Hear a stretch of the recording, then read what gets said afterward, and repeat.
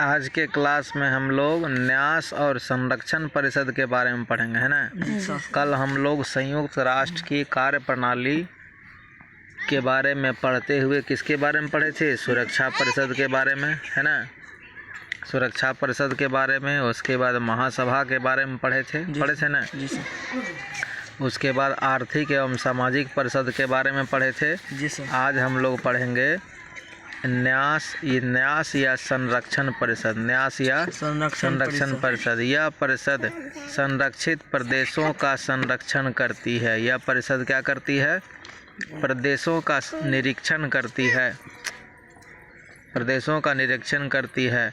संरक्षित प्रदेश से पराधीन प्रदेश जिनका शासन दूसरे द्वारा किया जाता है, तो जिस देश पर या जिस प्रदेश पर किसी और देश का शासन होता है ना, उसका संरक्षण कौन करता है? न्यास परिषद। कौन करता है? न्यास परिषद। सुरक्षा परिषद के स्थायी सदस्य तथा संरक्षित प्रदेशों का शासन करने वाले देश संरक्षा परिषद के सदस्य होते हैं।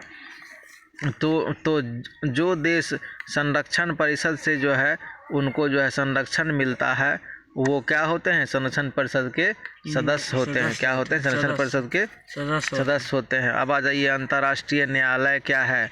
यह अंतर्राष्ट्रीय झगड़ों को निपटाता है। अंतर्राष्ट्रीय झगड़ों को अगर किसी दो देश के बीच अगर झगड़ा हो गया है तो वो अंतर्राष्ट्रीय न्यायालय में जाएगा। कहाँ जाएगा? अंतर्राष्ट्रीय न्यायालय में। इस न्यायालय का स्थायी कार्यालय हेग नीदरलैंड में है। इसका स्थायी कार्यालय कहाँ है?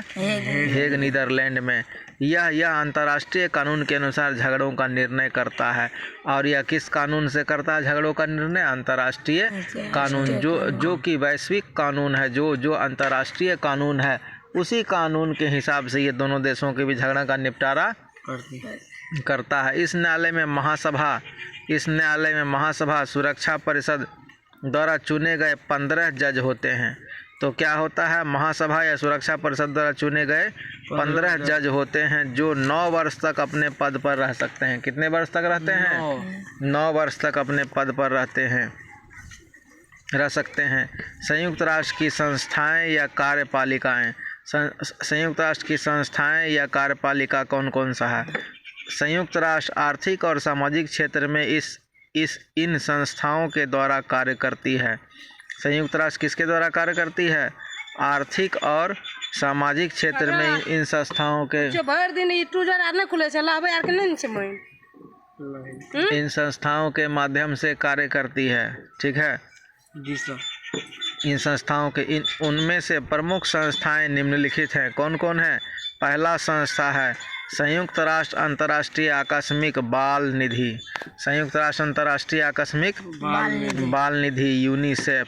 चलो, यूनिसेफ लाखों गरीब और बीमार बच्चों उनकी सहायता की उनकी माताओं की सहायता करती है। तो यूनिसेफ क्या करता है? लाखों बीमार बच्चे हैं, क्या बोलता है, बच्चों को और उनकी माताओं की सहायता करता है। यह उन्हें भोजन, दवाई, सलाह देता है तथा रोग से बचाव में सहायता करता है। तो यूनिसेफ का क्या काम है? यूनिसेफ का क्या काम है कि यह जो है उन्हें क्या बोलता है, रोगों से बचवाता है। कोई दिक्कत भी? इसके लिए धन सरकार और जनता द्वारा दिए गए स्वैच्छिक दान से इकट्ठा किया जाता है। इसके लिए धन कहाँ से आता है? तो सरकार और जनता जो स्वैच्छिक दान देते हैं, मतलब अपनी इच्छा से जो दान देते हैं, उसी से इकट्ठा होता है। धन इकट्ठा करने के लिए प्रतिवर्ष यूनिसेफ द्वारा बधाई पत्र भी बेचे जाते हैं। कौन सा पत्र बेचता है? बधाई पत्र भी बेचता है। मानव जाति का भविष्य बच्चों पर निर्भर करता है। यूनिसेफ बच्चों के मन और शरीर के अधिक अच्छे स्वास्थ्य और वृद्धि के लिए सदस्य देशों की सहायता करता है। तो जो यूनिसेफ का क्या काम है? बच्चों के मन और शरीर के अच्छे स्वास्थ्य के लिए जो है सदस्य देशों की सहायता करता है। चलो, भारत में बच्चों की शिक्षा, स्वास्थ्य और मनोरंजन के द्वारा बच्चों का विकास करने के लिए अनेक कार्यक्रम लागू किए गए हैं। आंगनबाड़ी एक ऐसा ही कार्यक्रम है। तो भारत में बच्चों के लिए कौन सा कार्यक्रम लगाया गया है? आंगनबाड़ी। ठीक है, ऐसा ही कार्य जिसमें बच्चे साथ साथ पढ़ते हैं, काम करते हैं, खेलते हैं और गाते हैं, खेलते हैं और गाते हैं। माताओं को भी बच्चों और उनके स्वास्थ्य की देखभाल करना बताया जाता है। उन्हें संतुलित आहार तथा उचित ढंग से दफनाने तथा उचित ढंग से पकाने की जानकारी दी जाती है। तो जो है उनको जो है संतुलित आहार और उसको जो है उचित ढंग से पकाने की जानकारी दी जाती है। अच्छा, दूसरा संस्था कौन है संयुक्त राष्ट्र का? विश्व स्वास्थ्य संगठन। कौन है? विश्व स्वास्थ्य संगठन। तो पहला संयुक्त राष्ट्र का संस्था कौन है? यूनिसेफ, है ना। यह बच्चों से संबंधित है, यह जो है बच्चों का पालन पोषण उसकी माताओं का करवाता है ना। कोई दिक्कत भी, जो कि बीमार हैं, वंचित हैं, शोषित हैं, ऐसे बच्चों का विश्व में कोई दिक्कत भी। कौन सा है? यूनिसेफ। अगला आ जाओ, विश्व स्वास्थ्य संगठन WHO। विश्व स्वास्थ्य संगठन का मुख्य कार्यालय जिनेवा में है। विश्व स्वास्थ्य संगठन का मुख्य कार्यालय कहाँ है? जिनेवा में। इनका कार्य लोगों को स्वास्थ्य रक्षा सिखाकर टीके लगाना, बीमारियों से बचाना है। टीके लगाकर बीमारियों से बचाना है। तो जो है लोगों को स्वास्थ्य रक्षा सिखाना है। कौन सी सिखाना है? स्वास्थ्य रक्षा। और जो है टीके लगाकर बीमारियों से बचाना है। इसने सारी पृथ्वी से चेचक को समाप्त, इसने क्या किया है? सारी पृथ्वी से चेचक को जो है वो समाप्त करवा दिया है। चेचक को समाप्त करने में सहायता की है। यह उन घातक रोगों के विरुद्ध पूरे संसार में अभियान चलाता है जिनसे प्रतिवर्ष लाखों लोग मरते हैं। यह निर्धन राष्ट्रों को दवाइयाँ भेजता है। निर्धन राष्ट्रों को क्या भेजता है? दवाइयाँ भेजता है। और कार्यकर्ताओं को उनका प्रयोग सिखाता है। उनको दवाई भी देता है और प्रयोग भी सिखाता है। इसका प्रसिद्ध नारा है सबके लिए स्वास्थ्य। क्या नारा है? सबके लिए स्वास्थ्य। आ जाओ तीसरा नंबर, संयुक्त राष्ट्र शिक्षा, विज्ञान, सांस्कृतिक संगठन यूनेस्को। तीसरा क्या है? संयुक्त राष्ट्र शिक्षा, विज्ञान, सांस्कृतिक संगठन यूनेस्को। यूनेस्को का मुख्य कार्यालय पेरिस में है। इसका मुख्य कार्यालय कहाँ है? पेरिस में है। यह करोड़ों छोटे बड़े स्त्री पुरुषों को शिक्षा देने में सहायता करता है। यह क्या करता है? स्त्री पुरुषों को शिक्षा देता है। करोड़ों स्त्री पुरुषों को शिक्षा दिलाने में सहायता करता है। विशेषज्ञ नए विज्ञान और तकनीक को उन क्षेत्रों में सिखाने के लिए सरल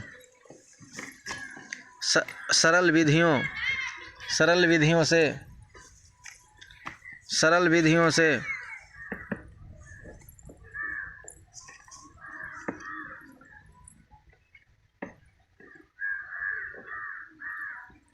ठीक है। स्त्री पुरुषों विशेषज्ञ नए विज्ञान तकनीक को उन क्षेत्रों से सिखाने के लिए सरल विधियों विकसित करते हैं जहां प्रयोगशालाएं नहीं हैं। चलो, यह जीवन स्तर को सुधारने का ज्ञान प्रदान करता है। संस्कृति के क्षेत्र में यह प्राचीन स्मारकों के संरक्षण के लिए सलाह और प्रशिक्षण देता है।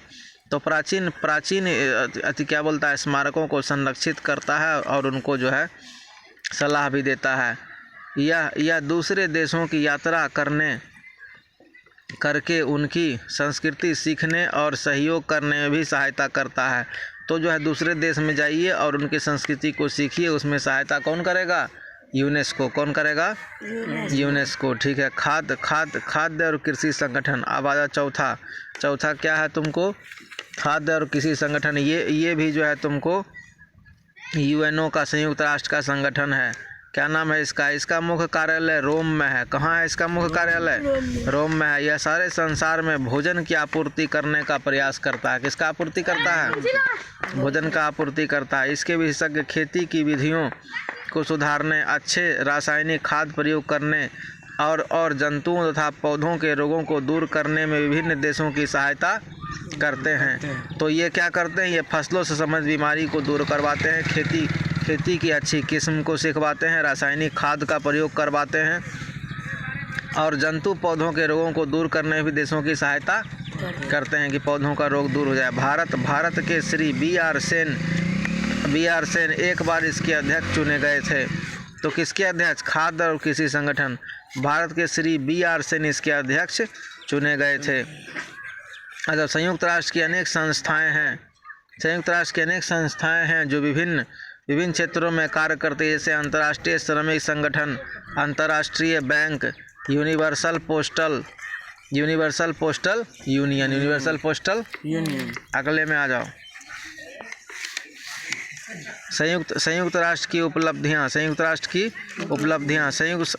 की सबसे बड़ी उपलब्धि यह है कि इसकी संस्थाओं की सहायता से विभिन्न देश अज्ञान, रोग और गरीबी को मिटाने में परस्पर सहयोग कर रहे हैं। दूसरे, इसने तीसरे विश्व युद्ध को रोका है। क्या रोका है? अभी तक जो है तीसरा विश्व युद्ध नहीं होने दिया है। Korea, Vietnam, Philippines, Iraq, Iran, Afghanistan, Iraq और कुवैत के युद्धों को शेष संसार में नहीं फैलने दिया। तो जो ये दोनों देश वियतनाम, फिलिस्तीन, Iraq, Iran, Afghanistan, Iraq, Kuwait में इन सब देशों में युद्ध हुआ, उसको शेष विश्व में इसको फैलने नहीं दिया है, जिसमें कोई भी युद्ध और विश्व युद्ध ना बन सकता था। अभी विश्व युद्ध हो सकता था, लेकिन विश्व युद्ध यह होने नहीं दिया है। चलो, संयुक्त राष्ट्र परमाणविक और अन्य विनाशक शस्त्रों के उपयोग और प्रसार को भी रोकने का प्रयास करता है कि जो है और भयंकर अस्त्र शस्त्र है उसका इस्तेमाल रुक जाए। इस प्रकार संयुक्त राष्ट्र जीवन स्तर को उन्नत करने तथा आपसी समझ को विकसित करने में अंतर्राष्ट्रीय सहयोग बढ़ाने में सफल है, किंतु इस संघ के पास ना तो पर्याप्त धन है और ना ही अपनी सेना है। तो यह जो है आपसी सहयोग बनाने में भी सफल किया है दो देशों को भी, लेकिन इसके पास अपना धन का कार्यालय नहीं है, ना ही सेना है। चलो आज के लिए इतना ही इस क्लास में, फिर अगले क्लास में और देखेंगे।